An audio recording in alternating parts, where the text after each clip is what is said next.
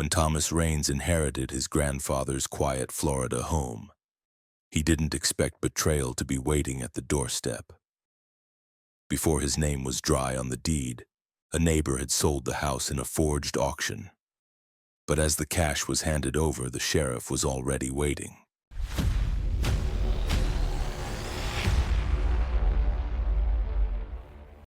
I found out my grandfather was dead on a Tuesday morning, the kind of morning that feels unfinished, like the world forgot to load properly. I was standing in line for bad coffee when my phone rang with a number from a Florida area code I hadn't seen in years.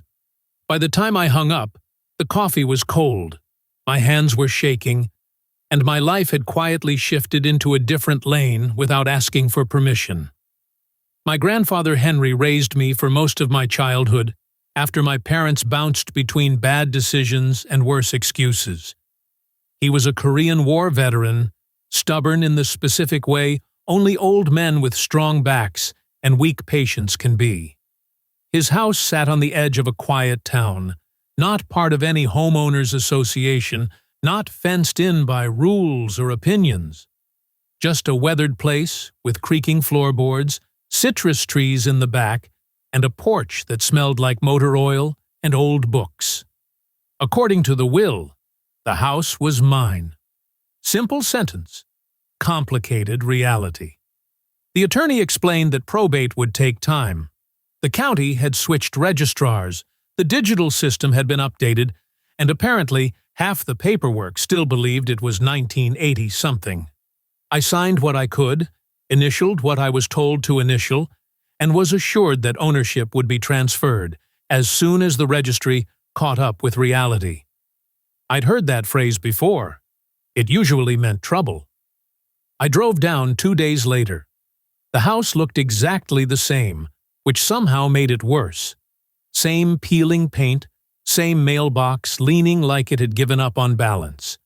Inside, dust sat thick on every surface, untouched since the paramedics wheeled him out. I opened windows, let the heat and salt air rush in, and started making lists in my head. Fix the roof, replace the locks, move in slowly. Nothing dramatic. I wasn't planning on drama. That illusion lasted until I met Garrett Hall. He lived 2 houses down, in something aggressively modern that looked like it had been copy-pasted from a developer's brochure. He showed up while I was unloading boxes, smiling like we were old friends who had simply lost touch for a decade or two. He was mid-40s, well-dressed, confident in the way people are when they think confidence substitutes for permission. He offered condolences, asked how long I planned to stay, then casually wondered if I had thought about selling. Not someday, not in general. Soon. He said the neighborhood was changing. Property values were peaking. Old houses like this one had liability written all over them. He laughed when he said it, like it was an inside joke I just hadn't learned yet. I told him I wasn't interested. He nodded too quickly, eyes scanning the house like he was already rearranging it in his head. Before he left, he mentioned something about how long probate could drag on, how sometimes properties just sat in limbo. He said it like a weather forecast. Neutral. Informative. Ominous if you listened closely. That night, I noticed footprints in the dirt near the back window. Fresh ones. Too close to the glass to be accidental. I told myself it was nothing. People tell themselves that a lot right before it becomes something. The next morning, there was a note in the mailbox. No stamp, no envelope, just folded paper with block letters written hard enough to leave grooves. Sell while you can. Some houses don't like waiting. I stood there longer than I should have, rereading it, listening to the wind move through the trees my grandfather planted with his own hands. I didn't know what game Garrett was playing yet. I just knew he thought there was a window, and he believed I was too late to close it. He was wrong about one thing already. The official word came in at 11:08 a.m. on a Thursday. I was sitting in the county clerk's office, the air conditioning too cold and the coffee too bitter, when Miss Crenshaw, the registrar, tapped on her keyboard, stared at her monitor a second longer than most people blink in a day, then looked up and said, "Congratulations, Mr. Raines. You are now the registered owner of Parcel 72B. There was a small pause, like the universe gave me just a second to breathe. And then I breathed wrong. I had barely made it back to the house, keys in hand and a sandwich on my mind, when I saw a white utility van idling in the driveway. The logo on the side said Everdale Sanitation and Maintenance, which made no sense because I hadn't called anyone. Two men in matching polos were walking out of the front door of my house, carrying a box marked personal items. I stepped out of the car so fast I forgot to close the door behind me. "Excuse me," I barked, crossing the yard. "Who the hell are you?" One of the men, a pale guy with a clipboard and the kind of mustache that says, "I regret my decisions," gave me a half nod. "Just clearing out some salvage, sir. Property's been listed." "No, it hasn't," I snapped. "I own this house, as of an hour ago." He hesitated. That threw him off. He fumbled for a work order, flipping it over with confusion. I snatched the page before he could protest. It was dated today. Effective immediately. Lot 72B, designated as abandoned. Subject to expedited municipal auction clearance. Listed under the authority of South Haven Property Reclamation, LLC. I laughed. It wasn't a happy laugh. More like someone who just realized they were standing in the opening credits of a very bad thriller. The van pulled away after some colorful language and threats of trespassing charges. I called Miss Crenshaw immediately. Her tone shifted from pleasant to alarmed before I'd finished explaining. She confirmed my registration timestamp, double-checked the system, and told me to stay put. She was sending someone over, along with a notary, and she was personally emailing the sheriff's department. I didn't know what was going on yet, but I knew one thing. Someone had tried to claim my house as abandoned, and they had done it today. Just hours after I had finalized my ownership. There was no way that was a coincidence. Then Garrett showed up, not strolling over like before. This time he pulled up in a sleek black BMW and stepped out with a rolled-up set of blueprints and a grin that made my skin itch. He looked at the van driving off and raised an eyebrow like he was surprised to see it leave. "Thought the cleanup would take longer," he said casually. I didn't answer. He walked up to the porch like it was his, eyeing the place with a kind of smug possessiveness that made my fists curl. "You know, these old homes aren't built to code anymore. No central fire break walls, probably not even ADA compliant. But the lot itself, primo location." "You didn't waste time," I said, voice low. He grinned wider. "Windows small. You gotta move fast." I stepped between him and the porch. "You tried to sell my house." He blinked, just once, and then shrugged. "Correction. I did sell it." It felt like the ground dropped out from under me. I didn't respond. I pulled out my phone, opened the email confirmation from the registrar, and held it up. "Effective today, 10:31 a.m. I'm the owner. Your window slammed shut." He looked at the screen, then back at me, and for the first time, his smile wavered. "You're bluffing." "Stay right here," I said. "You'll find out soon enough." I walked past him, into the house, locked the door behind me, and slid the deadbolt. Then I opened my grandfather's old desk drawer and pulled out the battered black tablet he used for everything from crossword puzzles to watching war documentaries. The one Garrett used to borrow to check email when they used to talk. It was still logged into Garrett's old fake Gmail account. I opened the inbox, and there it was. A full thread of emails with South Haven Property Reclamation, time-stamped with attachments. One caught my eye. Subject, Expedited Liquidation Order, 72. B-Body. Priority action recommended. Target owner believed deceased. Documents show no next of kin registered. Move before 3 p.m. to avoid conflict. I screenshotted everything, dumped it to a flash drive, and called the sheriff's office.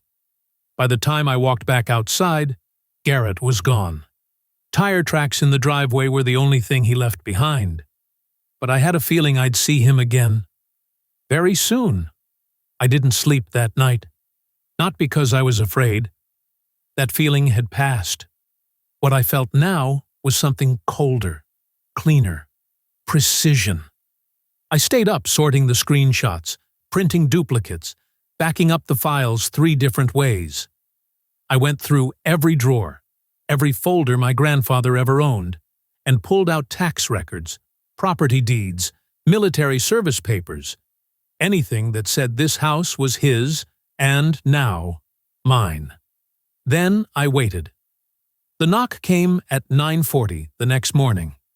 I opened the door to a group of 5 people standing on my front porch like they were about to film a damn commercial. In front, a short woman in a sharp red blazer, clipboard in hand, tight smile on her face. Next to her, a tall man with a rolling case and a check folder. Behind them, a notary, a younger guy in a cheap suit, and, cherry on top, a bond buyer. Mid-30s, designer sunglasses, white teeth that cost more than my truck, looking around like he already owned the place. "Good morning," Red Blazer said. "We're here to finalize the post-auction transfer of this property. You must be Mr. Raines." She said it like she already expected a hassle, and she was trained to handle one. The buyer didn't even look at me, just nudged past and started walking the perimeter, like he was measuring space for a pool. "Wrong house," I said flatly. "This property is no longer available. You're trespassing." She gave me a look like I had just farted in a church pew. "I'm sorry, sir, but according to our documentation, this home was legally auctioned yesterday at 4 p.m. via emergency municipal fast-track process. The former owner was declared deceased, with no next of kin." "Yeah," I replied, holding up my phone. "Except that I was registered as the new owner 6 hours before your so-called auction ever started. County timestamp, digital certificate. It's over." The young notary squinted at my screen. The guy with the rolling case looked less confident now. Red Blazer pursed her lips and pulled out a printed packet. She flipped to a page and tapped it like that made it true. "Sir, with all due respect—" "Save it," I cut her off. "You brought this circus to the wrong town." Before anyone could respond, tires crunched over gravel. Everyone turned as a sheriff's patrol SUV pulled up behind their cars. And then another one. Then a sedan with county plates. Out stepped Miss Crenshaw, the registrar, carrying a folder like it was a loaded weapon. Behind her, Sheriff Lawson. Now, that got their attention. The buyer frowned, arms crossed. "What's going on here? I've already wired $180,000. I have a closing statement." "And you might want to start calling a lawyer," Miss Crenshaw said, without breaking stride. She walked up the porch, nodded at me, and handed Sheriff Lawson the file. He flipped through it silently. "According to county records," the sheriff said, loud enough for everyone to hear, "Thomas Raines became the lawful owner of this property at 10:31 a.m. yesterday. Your auction, assuming it happened, was conducted under false pretenses. And if I'm reading this correctly, Mr. Raines also has compelling evidence that the auction was initiated through fraudulent documentation submitted by one Garrett Hall." Right on cue, Garrett's BMW rolled up. Slow. Too slow. He stepped out wearing sunglasses and arrogance like armor, and when he saw the cars, the uniforms, the buyer, and me, standing on the porch with a flash drive in hand, That armor cracked. The buyer spun toward him. "This is the guy?" he shouted. "You said it was a clean title." Garrett froze. This isn't what it looks like." "Really?" I said, stepping off the porch. "Because I've got a flash drive full of emails from your burner Gmail account where you describe this exact plan. I've got a time-stamped registry showing you filed fake next-of-kin affidavits hours after the legal title changed hands. And now I've got witnesses." Sheriff Lawson nodded once to his deputy. "Mr. Hall, please place your hands behind your back." "What?" Garrett looked around, wide-eyed. No, this is some kind of setup. I didn't do anything illegal. You can't arrest me for... You're being taken into custody on suspicion of real estate fraud, document forgery, and attempted unlawful seizure of private property," Lawson said calmly, snapping the cuffs on. "You can't do this," Garrett shrieked, twisting. "This was supposed to go through. I paid people. I had the right paperwork. That kid isn't even. He's not. I was first." He thrashed like a man drowning in dry air. "No, Garrett," I said. "You were sloppy. And late." As they loaded him into the cruiser, the buyer turned to me, face red with fury. "I'm getting my money back, and you're going to hear from my attorney." I pointed at Red Blazer. "Start with her." She was already on the phone, pacing in tight circles and whispering furiously. The sheriff looked over at me, then at Miss Crenshaw. "Mr. Raines," he said, "anything else you want to add?" I held up the flash drive. "Just one thing. I hope the feds like Gmail archives." Garrett didn't go quietly. Even after the cuffs were on, even after the cruiser door slammed shut behind him, he kept shouting through the open window like the world owed him the last word. The sound of his voice echoed down the block. Incoherent rage, broken threats, spitting accusations. He sounded less like a man and more like a radio stuck between stations, all static and desperation.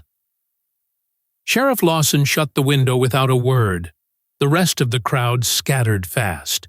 The buyer peeled off in his luxury SUV, with tires screaming and legal threats flung out the window like confetti.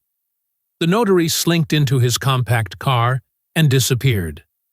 Red Blazer kept her phone glued to her face, whispering, "We may have exposure," like she was trying to snort the words through her teeth. The woman had gone from confident to corpse pale in under 10 minutes. The only one left standing was me, holding a steaming cup of coffee I'd forgotten I'd made. Miss Crenshaw gave me a look that was half sympathy, half welcome to Florida real estate. "I'll file the incident with the county recorder's office," she said. "That auction is void. Your title is clean. But this isn't over for him, or the company that tried to push it through." "Appreciate it," I said, watching the sheriff's SUV pull away, taking Garrett to a place with fewer investment opportunities. I could have closed the door and called it a day. I should have. But the thing about fire, once it catches, it doesn't ask if you're done. An hour later, I got a call from a guy named Ron Delaney, lawyer for the buyer. He started polite, but I could tell he was itching to bite. Said his client was the victim of fraud and would be pursuing damages from all parties involved, which apparently included me. I told him to feel free. I'd be happy to submit the flash drive as evidence. He hung up mid-sentence. Then came the media. Apparently, someone had leaked dash cam footage of the arrest. Or maybe one of the deputies posted it to his niece's TikTok. Either way, by afternoon, I had 2 local news vans parked near the mailbox, and a woman with a clipboard asking how it felt to defend your grandfather's legacy from a predatory sale. I gave them a 3-word statement and a middle finger. They used the quote, but blurred the gesture. That night, I opened a beer and sat on the porch, legs kicked over the railing like my grandfather used to do. The stars were out, the humidity had finally dropped, and for the first time in days, it felt like I could breathe. Then my phone buzzed. It was Deputy Jensen, Lawson's guy. Young, serious, probably 2 years out of the academy. He sounded tense. "We've uncovered additional complaints," he said. "Other properties in the region. Garrett Hall isn't just some chancer with a dream. He's part of an organized title fraud operation. Shell companies, fake reclamation notices. Same playbook." "How big are we talking?" I asked. There was a pause. Then, "Federal investigators are flying in." That snapped the calm like dry wood. I leaned forward. "What about the company that auctioned the house?" "South Haven Property Reclamation," he said. "Front company. No real office. No verifiable staff. It's a ghost firm tied to a trust in Nevada, which is tied to a bank in the Cayman Islands." He let that settle. The buyer might have been a mark, or he might have been in on it. Hard to say yet. I hung up and sat there in the dark, beer forgotten, heart beating a little too loud in my ears. By morning, the fallout had begun. The county issued a press release. Every auction conducted in the last 60 days through South Haven was under review. 2 other property owners stepped forward, claiming similar schemes. One of them was in hospice care. The other had dementia. Both had mysteriously agreed to sell through power of attorney that no one could trace. That afternoon, Garrett's face showed up on a local news segment. Not in cuffs this time, but in an old mugshot from a real estate fraud bust in another state 5 years back. Charges dropped. Case closed. Until now.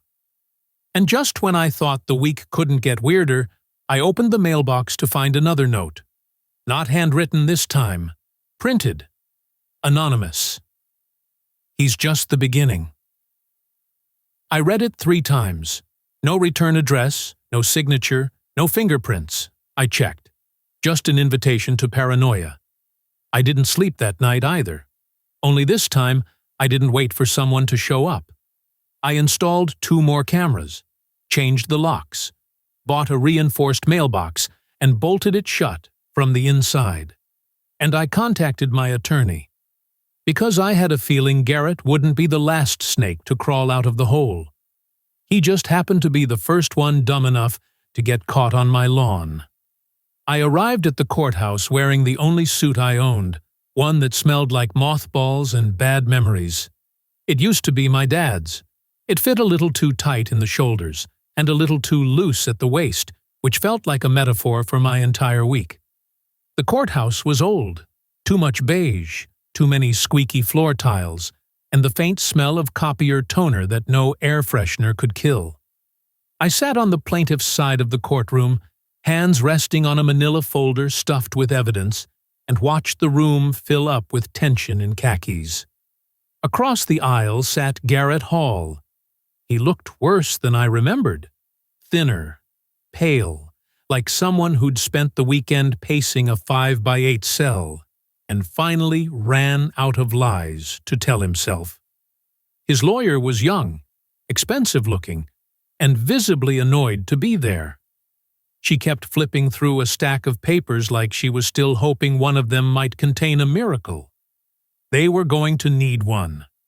The judge entered, Ruth Jensen, silver hair pulled into a bun tight enough to lift her eyebrows.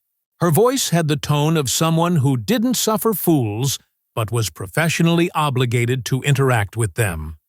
She didn't look up when she spoke.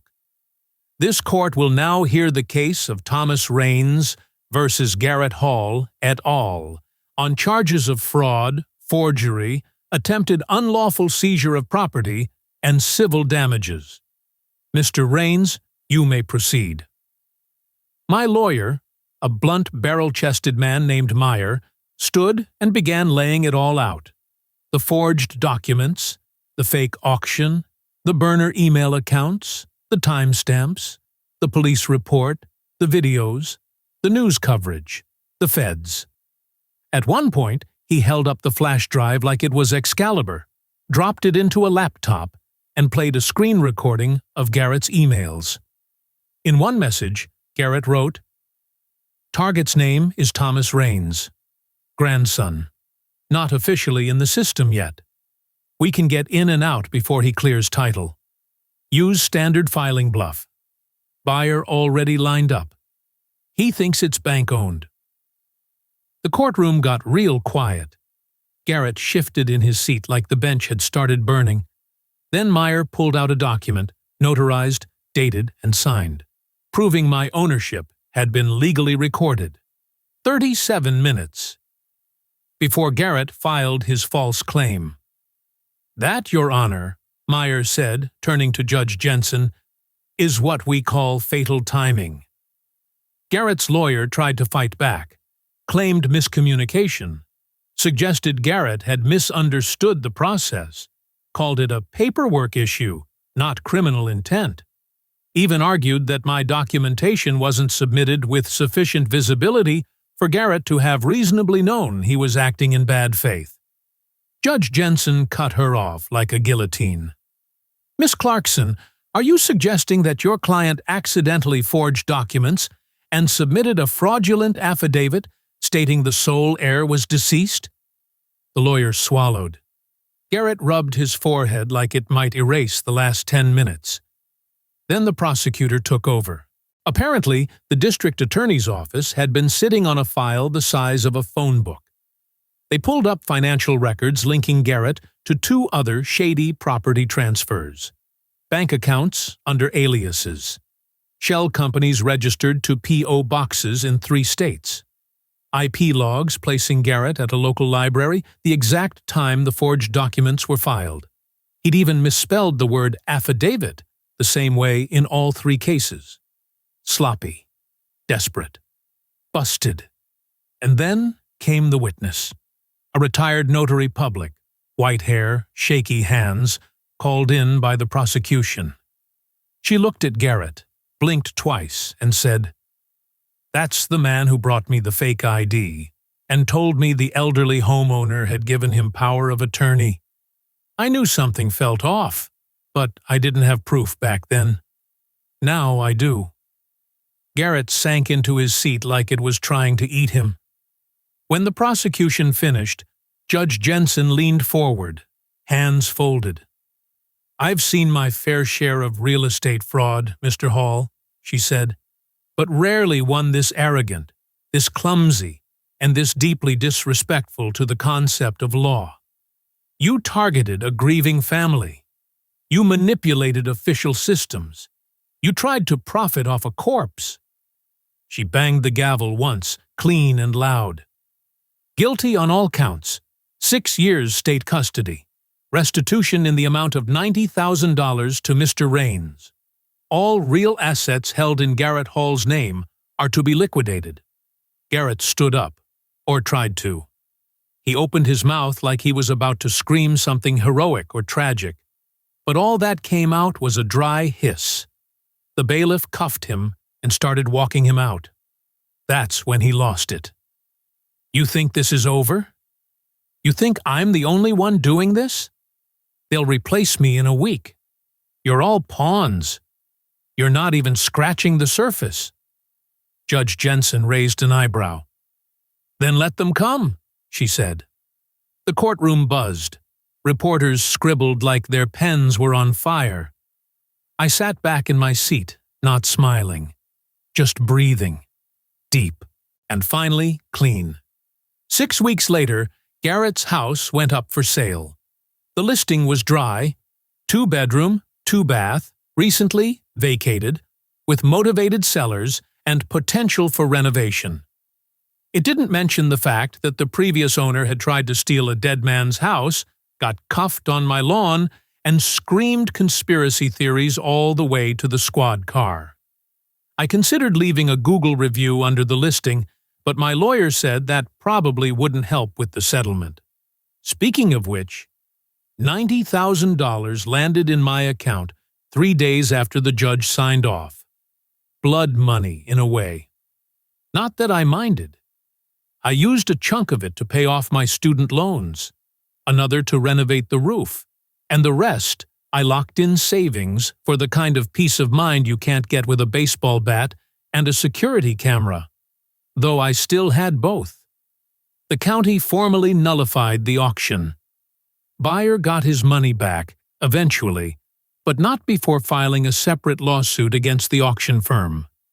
That case went nowhere fast when South Haven property reclamation turned out to be little more than a set of post office boxes, some burner phones, and a Shell LLC trail that vanished somewhere in Nevada and probably reappeared offshore.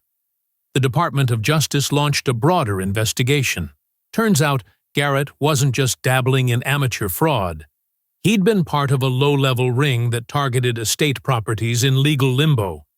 People who'd died with no immediate heirs or with sluggish paperwork trails like mine.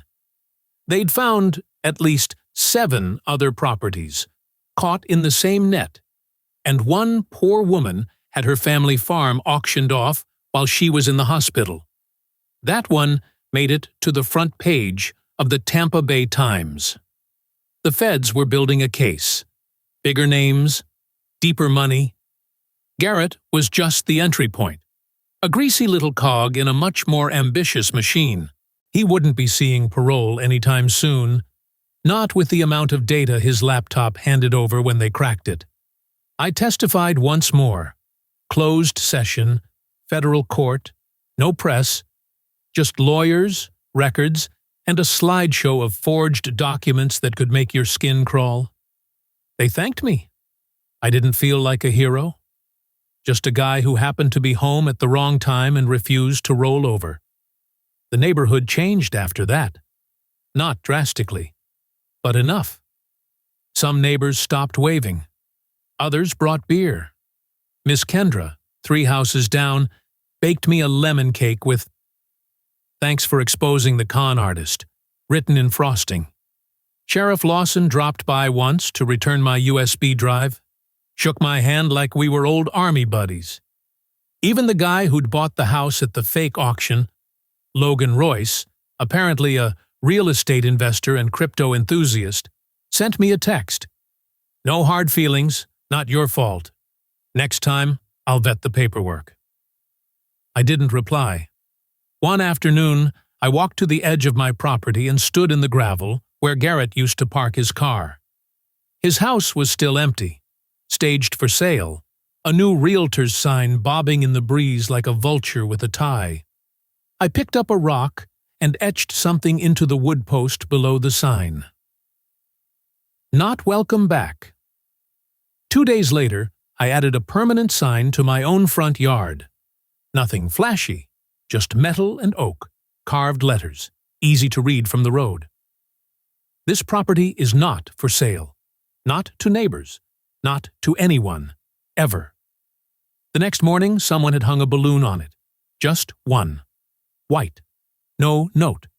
I took it down, popped it with a pen, and tossed it in the trash. Not because I was scared, because I was done playing. The house was mine. And for the first time since I'd stepped through that door after my grandfather's funeral, it finally felt like mine. No auction, no threats, no shadows in the mail, just 4 walls, a roof, and the quiet satisfaction of having burned someone's scam to the ground. It was early fall when the last loose thread tied itself off. The heat had finally backed off. The mosquitoes were losing steam. And the house, my house, no longer creaked like it was trying to remember someone else's footsteps. I'd finished sealing the deck, replaced the back gate, and planted 2 citrus trees where my grandfather's old ones had died. It felt like a circle closing. Then, one morning, while hauling junk to the curb, I saw a moving truck pulling into Garrett's old driveway. For a second, my pulse jumped. Not fear, instinct. The kind of muscle memory you build when someone's tried to gut your life with paperwork and smile while doing it. But it wasn't Garrett. The driver was a woman, maybe mid-50s, in overalls and boots, directing two college-age kids as they unloaded boxes. I walked over, hands loose, expression neutral. "New owner?" I asked. She looked up, wiped her forehead with a gloved hand, and smiled. "Yeah, got it in a foreclosure auction. Heard the last guy tried to sell a house he didn't own and got his ass handed to him." I cracked a smile. "That's accurate." She stuck out a hand. "Name's Carla. Don't worry, I don't do real estate scams. I flip houses, but only the legal kind." I shook her hand. Strong grip. Honest eyes. No clipboard. "Welcome to the neighborhood," I said. As I turned to leave, she called out, "Hey, one question. That sign on your lawn, the not for sale ever one. What's the story behind that?" I didn't turn around, just said, "Long one. Involves jail time, fake IDs, and a guy who thought the law was optional." Carla laughed. "Sounds like Florida." I didn't argue. Later that week, I got a letter. Actual paper, actual stamp. No return address. Inside was a single sheet. It read, "Tell Grandpa Henry thanks for planting such deep roots. They tripped someone." No name, no signature. But the handwriting, it felt familiar. Female, neat. Like someone who wanted you to notice. They had good penmanship. I kept it, tucked it into the back of the original deed, under a clip labeled, "What They Didn't Expect."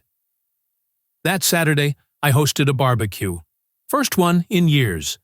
Neighbors came out, even the nosy ones. Someone brought ribs. Someone else brought weed brownies disguised as banana bread. Carla brought a six-pack and a folding chair that looked like it had seen a few hurricanes. As the sun dipped low and the air turned gold, people laughed in my yard. The same yard Garrett once walked through like it was already his. The same porch where he smiled that dead-eyed smile and talked about code violations and missed opportunities. Now it was my space again. No ghosts, no paperwork warfare, just laughter and smoke from a cheap grill.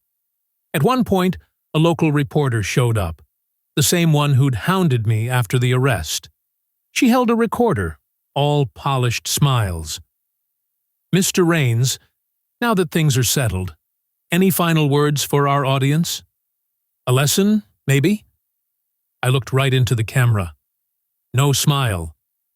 "Yeah, never underestimate someone just because they look like they inherited instead of earned." She blinked. I handed her a beer and walked off.